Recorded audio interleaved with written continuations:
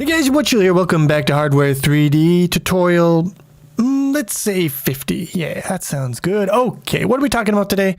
Well, we're gonna add the ability for our system to handle multiple cameras. We'll be able to switch between the cameras, different perspectives, and most interestingly, we're gonna create indicators to show where the cameras are, where they're pointing, and best of all, the view frustum of what is going to be actually rendered from that camera's viewpoint is going to be cool. We're going to do some stuff with non-triangle rasterization, which we haven't been doing much of. And we're going to play a little bit around with the depth stencil buffer settings. It's going to be a good time. Stick around. So we know we want to deal with multiple cameras. Good starting place would be, to have a container of cameras, something like a vector. And where are we going to put that? Well, you could be a basic ass scrub ass bench and you could just jam that stuff all into the app class. Or you could be a big dick swinging baller G and you could create your own container for that, pull that responsibility out of the app class. You don't clutter that up. It's good times. You know which one we're going to take. Of course, we're going to create camera container.h. It's going to have a vector of unique pointers as camera because I like the flexibility of unique pointer when it is feasible to use it.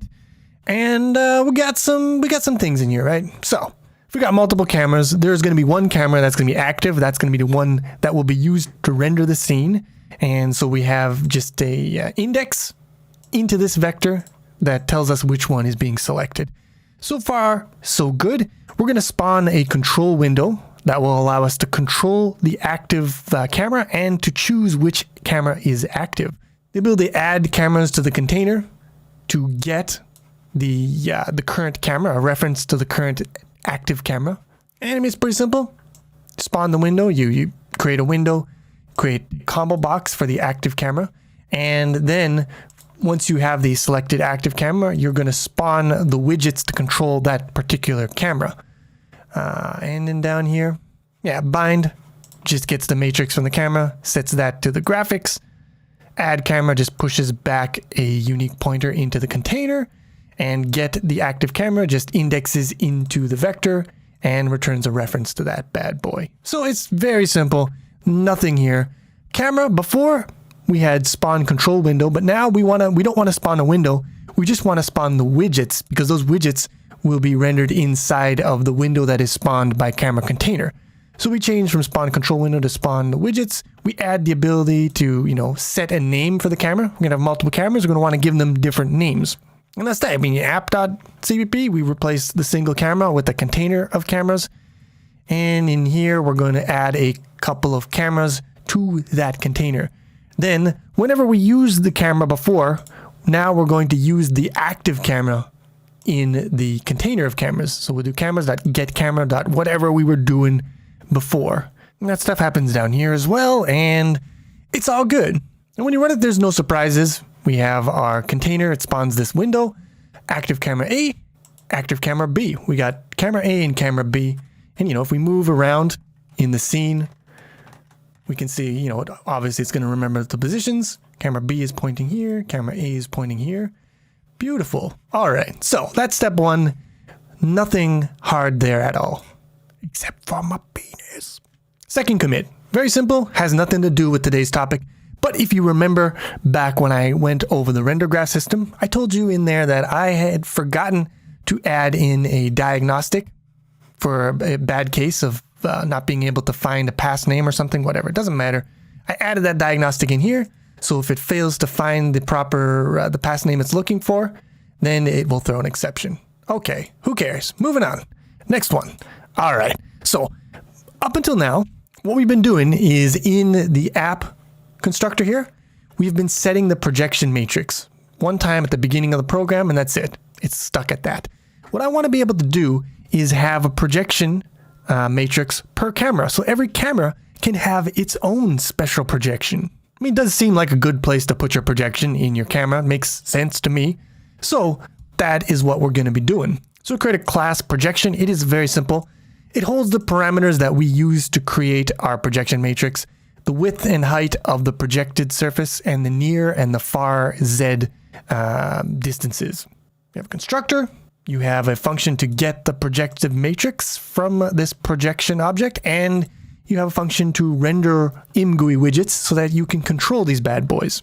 And there is absolutely nothing surprising in here. Again, we're using XM matrix projective left hand. There are many different ways you can build a projective matrix, different parameters. You could build it based on field of view, angle, which is also useful, but we're just going to stick with width and height here, and that's it. So we got this projection, and now we just got to jam that into our camera. So we add a projection embedded in there, have this cool function bind to graphics. So you pass in a graphics, and what it is going to do is it's going to, in one fell swoop, set the camera matrix and set the projection based on the stuff that is stored in this camera object. You can see here in spawn control widgets for this camera at the bottom, we also spawn the widgets for the projection. In app.cpp, we no longer need this in the constructor, so we pull that out and we replace this set camera call with cameras, get camera, bind to graphics. We pass the graphics in, and that will bind the necessary things to the graphics. And now you see we have these widgets here. We can control the far Z. You can see that that's our draw distance, basically. And you can control things like the near Z or the width and the height of the projective surface. So if I change the width and the height, that's going to, if I make the height smaller, that is going to stretch things in the vertical. Larger, it's going to compress things in the vertical. Or you can change the near and the far Z. And that controls things like your field of view. Very interesting, right? And you know, this is independent, so I can mess up my camera A, give it a really weird projection. Camera B is fine. Next up, I would like to be able to see, I got multiple cameras. If I'm looking out of camera A, I'd like to be able to see camera B and camera C in the world, see where they are. So I want to render an indicator into the world that shows me that. And there's many ways you could do that. The one I want to use is basically, my inspiration is Blender. I want to render something like the camera that you get in Blender, if you're familiar with that. And that's just a tetrahedron with an indicator, a triangle indicator showing which way is pointing up for the camera. So we're going to render that. We're going to render it with lines, basically wireframe. So we're going to use line rendering. How do we do that? Well, let's create a class to encapsulate that functionality, as we do. And we'll call it camera indicator. It inherits from drawable because you can draw an indicator, obviously. And it stores the position and the rotation of the indicator, the abilities to set those, and we have to use the get transform override, and that is for, you know, our machinery with the constant buffer, the transform constant buffer. If we look at camera indicator.cpp, we're just going to manually generate the geometry. It's very simple. It's just a tetrahedron. There's very few vertices, very few lines. So in the constructor here, we're just going to generate that geometry manually. And we're going to add all the necessary bindables. And then Bob's your uncle. Everything's going to work. Even though our whole system up until now has only been drawing triangles, it works with lines as well. It's already that flexible. So we're going to give this geometry its own little tag here, cam.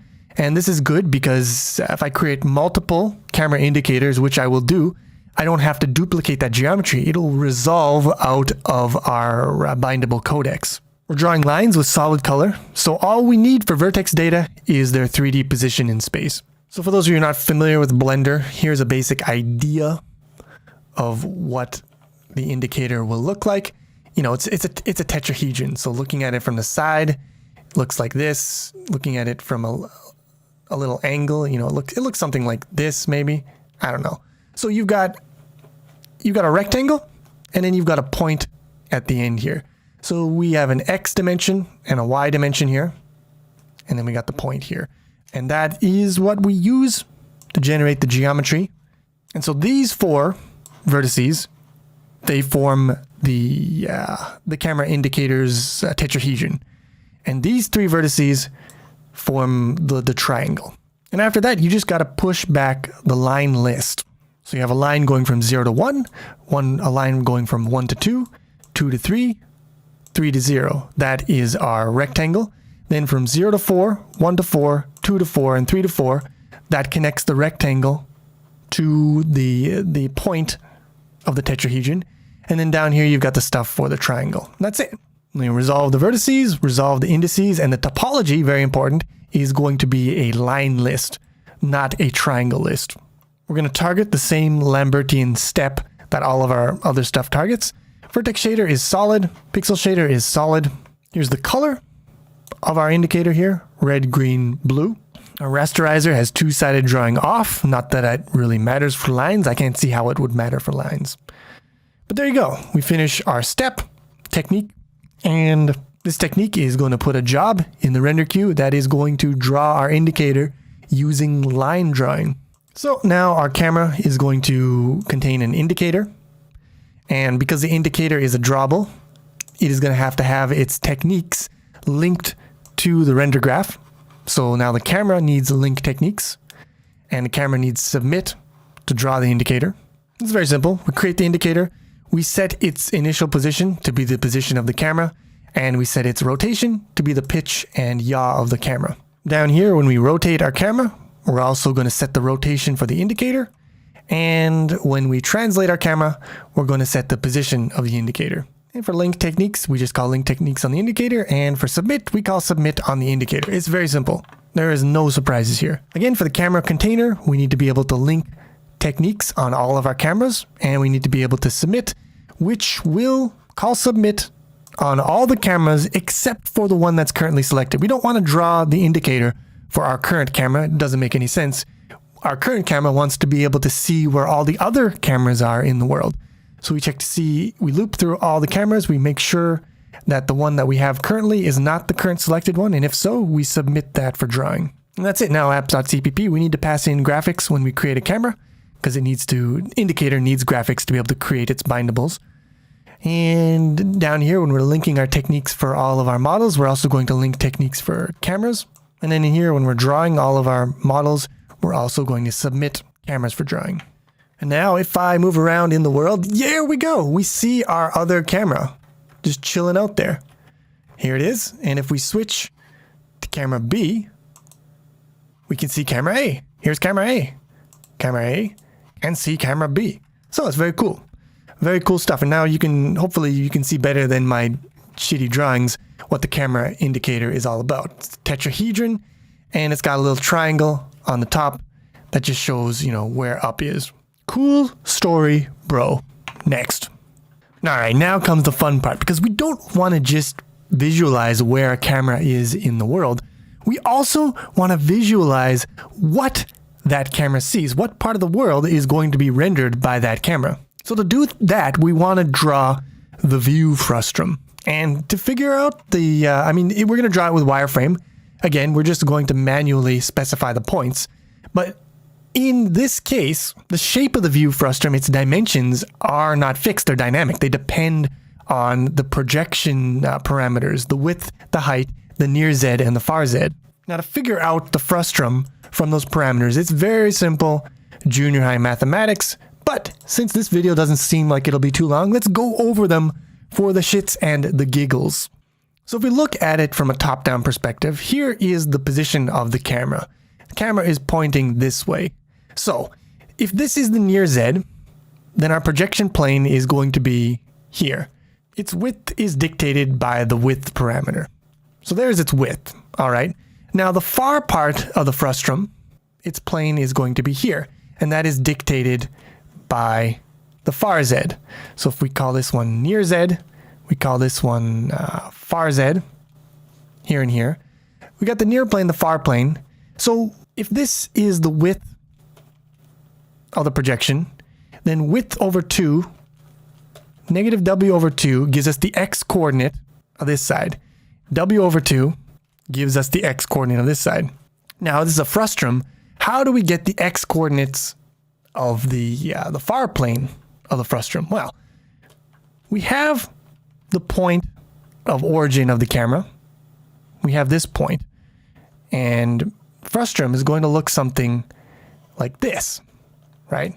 So the far X1, far X2, or far X right and far X left, whatever you want to freaking call it, the relationship becomes clear when you draw this picture. It's a similar triangle, right?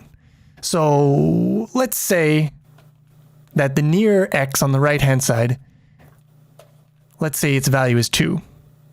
All right.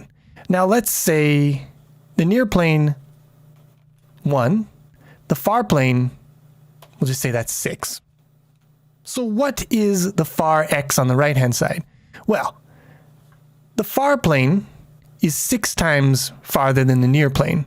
So this whole thing is 6 times this. So that means that this whole thing here is going to be 6 times this. 6 times 2, 12. So this would be 12, and this one would be, let me just draw the diagram. This one here would be negative 12. And that's it. You just do the ratios based on, you know, the similar triangles. And the same goes, again, for the y stuff. You got your height. So this is going to be h over 2 and negative h over 2. And then you do your similar triangles and you get these points here. Once you have the x and the y for the top and the bottom, left and the right, you got 4 points. 4 points for the far, 4 points for the near, and that is your frustum. It's not very difficult at all. So for the camera indicator.h, so I create another class called the frustum. It is a drawable. Again, it has position and rotation, but what is its, how do we define its geometry? So the indices will always be the same. The same vertices are always connected to each other. But the positions of those vertices is going to differ depending on the projection. So we have a function called set vertices that takes in the width, the height, the near z, and the far z, and that sets the vertices. So what is that? What is that? Let's go and check it out. Set vertices. We create a layout, again, only position. And for this one, we have the z ratio, which is the ratio of the far z over the near z. That's for calculating that similar triangle stuff. We have the near x, which is the width over 2, the near y, which is the height over 2. And then the far x and far y is just the near x times the ratio. And then you just have all those points, which are all the different permutations of near x, near y, far x, far y, far z. It's just 2 rectangles is all it is. If you can't visualize a frustum, wait another 2 minutes and you'll see me show it on the screen here. But yeah, we create the vertex buffer data, and then we set p vertices equal to make shared vertex buffer. Here we're not using the bindable codex, obviously, because each one is going to be unique. So there's not much use for sharing them. And so we just create it automatically. And if we assign this, so set vertices will be called every time you change the parameters of the projection. And this will be assigned, and because it's shared pointer, it is going to automatically release and free the resources for the old one. Everything gets cleaned up automatically. No leaks, because we're not scrub programmers. We don't leak stuff.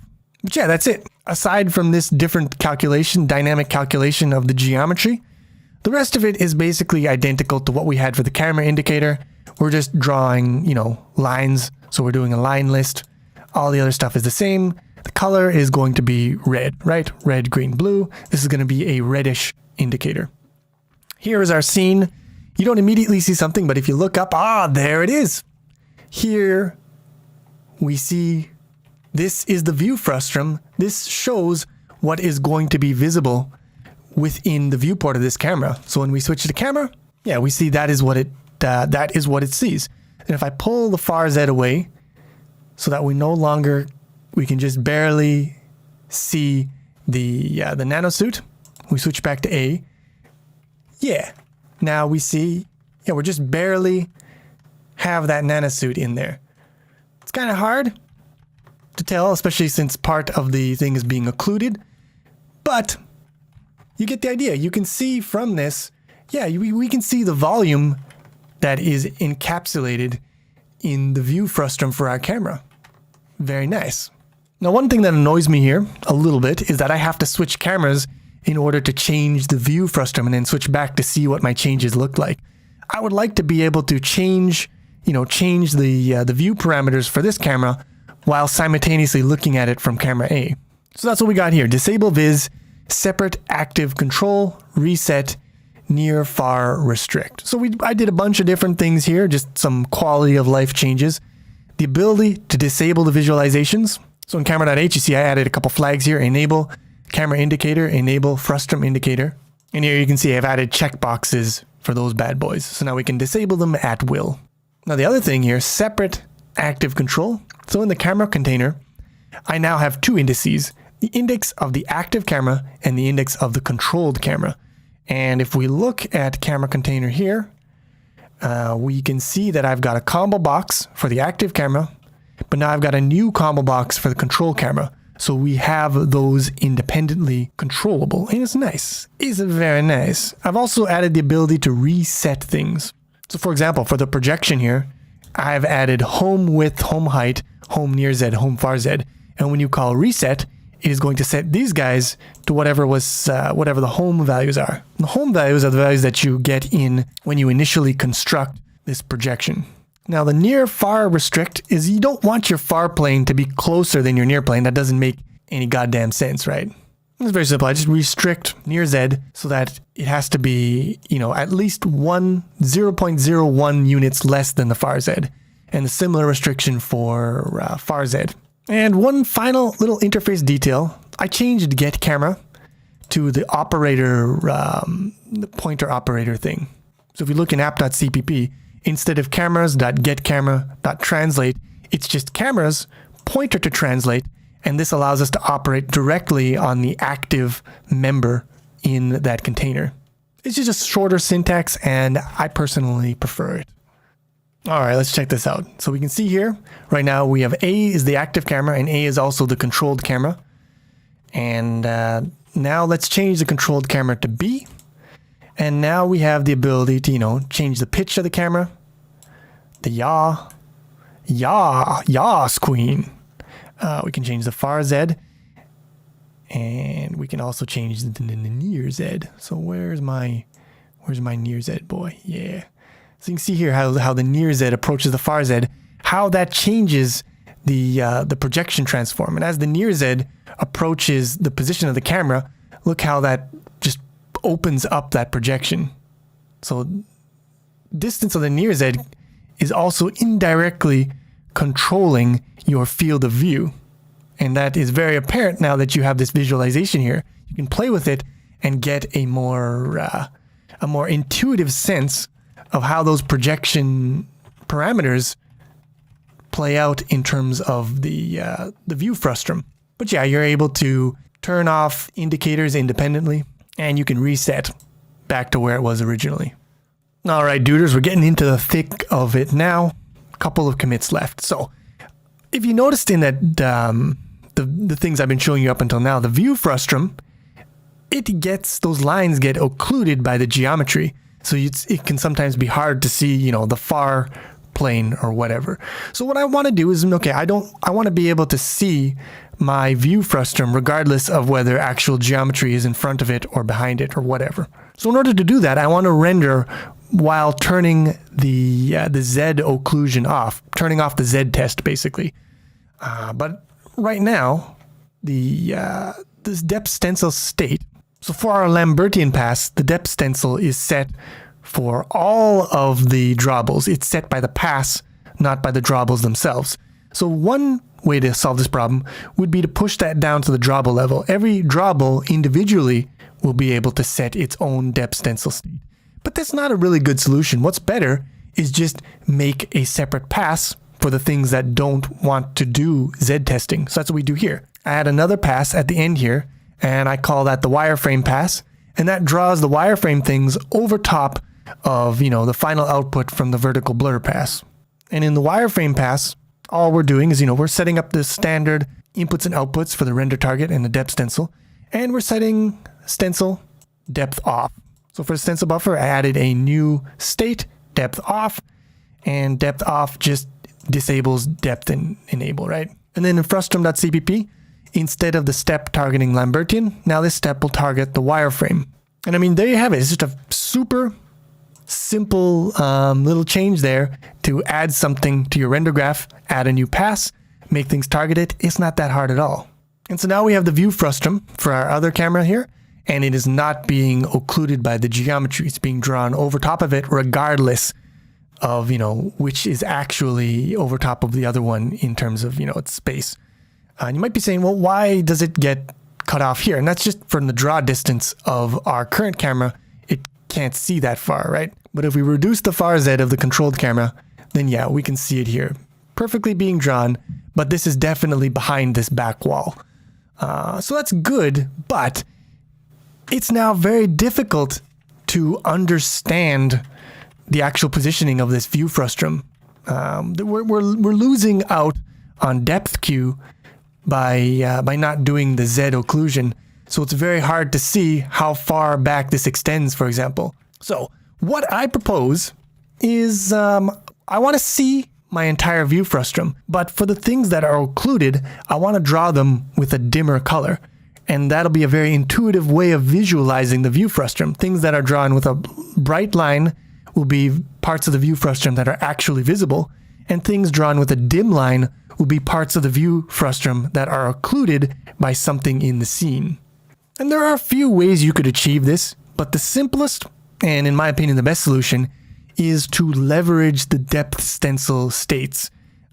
So what we want is we want a depth stencil state that draws when the line is occluded, and then another state that draws when it's not occluded. And then we're just going to draw the frustum 2 times. One time we draw it with a bright color, and we set the depth stencil to discard occluded pixels. And the second time we draw it with the dim color, and we set the depth stencil to discard the visible pixels. So the pixels that are occluded will be drawn with the dimmer color. And it's not that hard at all. So for our stencil.h, we are going to add another state called depth reversed, which means things that are occluded should be drawn and things that are not occluded should be discarded. And so for depth reversed, the comparison will be greater. And I also added to the UID thing here, I added for the depth off, which I forgot to add, and depth reversed. So now for the wireframe pass, we are going to be using depth reversed for that pass. And here's where all the good stuff happens. We're going to have 2 steps now. So the unoccluded step is going to target the Lambertian, and the Lambertian has our standard, depth test. And then down here, our occluded step is going to target wireframe, which has our reverse depth test. And they're both these steps are going to use mainly the same, the same shaders, all the same stuff, except, the colors are going to be different. So this one is going to have a dimmer color than this one here. And that's basically it. We can leverage our, technique step system to do 2 passes with different stencil settings. And well, let's take a look at what that looks like. So here we are. And here is the view frustum for camera B. Yes. And you can see here, the parts that are visible are in a bright color, but the parts that get occluded by the pillars here, darker color. Let me just move around here. You can see, I can just see it peeking between the pillars here. And this gives us a lot better information about how the view frustum actually exists within the space of the scene. And it's just a very simple technique, a very neat way of demonstrating how you can use the depth stencil settings and how we can leverage our render graph system with our techniques and steps. And these visualizations, the stuff that we've created here, it's been an interesting tutorial. We learned some new things, but it's also going to be some useful tools to help me teach you guys about shadow mapping, dynamic shadows. And that's what we're going to be doing in the next video. Next video, I am going to be focusing on the theory of how you implement dynamic shadows in the graphics hardware using a technique called shadow mapping. But until then, thanks for watching. Hope you enjoyed this video. If you did, please click the like button, helps a lot. And I will see you soon with some more Hardware 3D.